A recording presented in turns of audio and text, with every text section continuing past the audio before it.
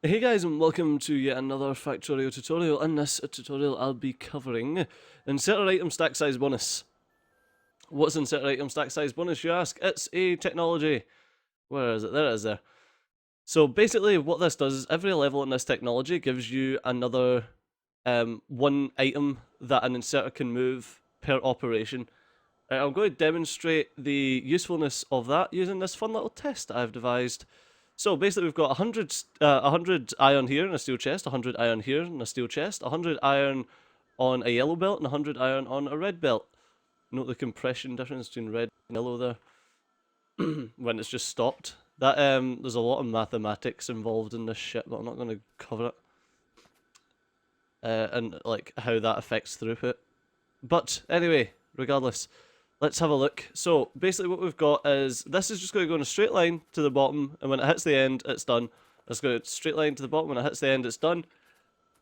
And here we've got, basically, this is showing you the benefit of inserter item stack size bonus over just pulling them via belt and moving them like that. Obviously, it's going to be quicker for the inserter item stack size bonus, but just how quicker is absolutely ludicrous.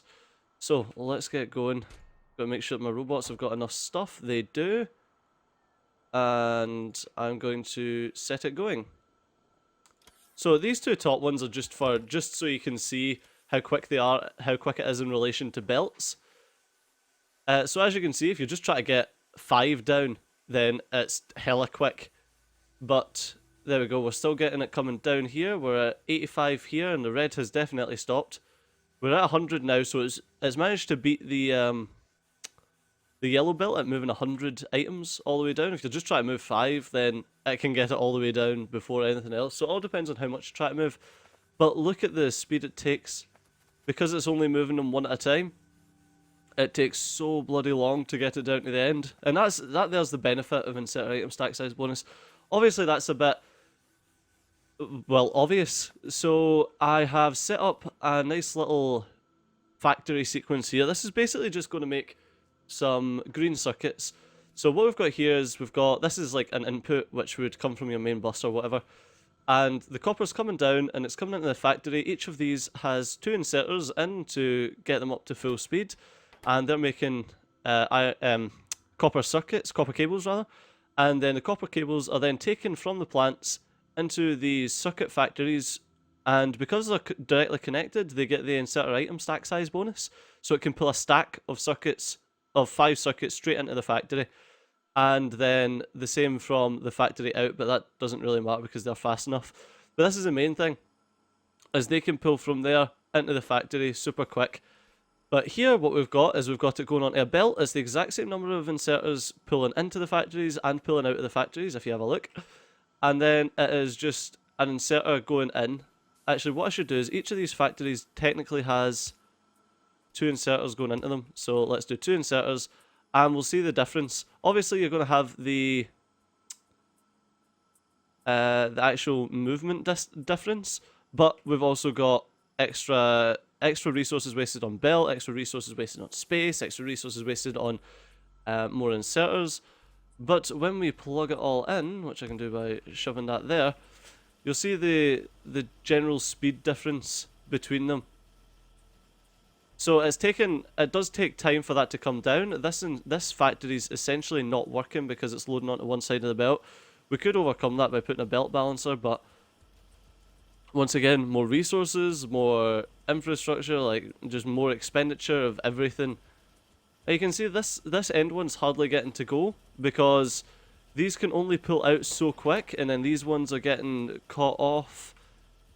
And as basically it's just so inefficient, whereas you look at this one, and these are moving full speed.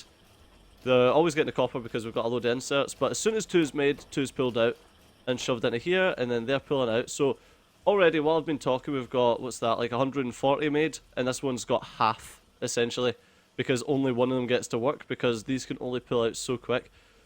So that, I mean, you could argue that that's just a flaw in the design, because it's just a straight line, and then these aren't working properly, and if we'd have pulled them out by one, and then done it the other way, then it might actually be a bit better.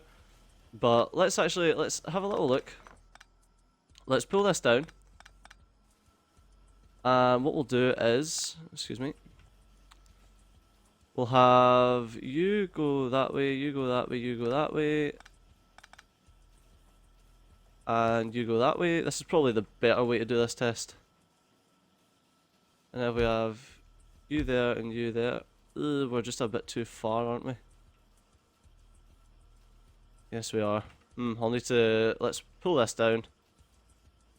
And remake it. Move that blueprint. This is one of the great things about robots. I can just go like that. Yes. Then deconstruct it all. And say, robots, can you pull this down for me by 1? There we go. And then the construction robots will just bring everything and place it for me. Unfortunately, we don't have an awful lot of construction robots, so it's going to take a little while. Right, let's... that needs to go there and there. And then let's replace these. There we go. And there. I need to wait on these guys removing all of this. Let's do that manually. Oh, I can't place any more copper plates in my inventory, which is annoying. Right, can I just dump them there? Right.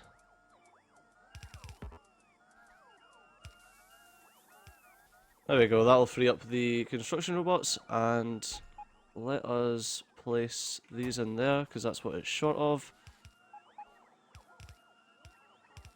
Yes, you're missing some stuff because they've yet to take it apart, because they're daft.